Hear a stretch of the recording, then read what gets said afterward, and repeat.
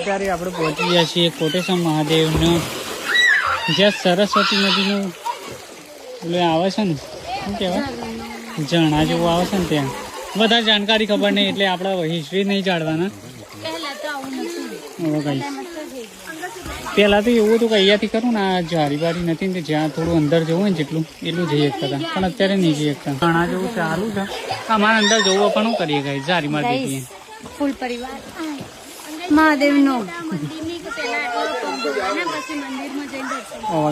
Guys શિવલિંગ ની પૂજા કરો ને ગણેશજી નો, કાર્તિકેય, અશોક સુંદરી, પાર્વતીજી અને મહાદેવ એમ કરીને પાણી ચડાવો. પૂજા પૂરી થાય નહીં તો ફૂલ ફેમિલી શિવલિંગ માં તો આખો ફેમિલી નું સ્થાન.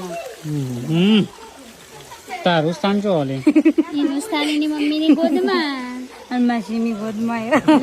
માસી પકડજે, મારે હું થોડું પાણી ચડાવી દઉં, શિવજી પ્રસાદ ચડાવી દઉં.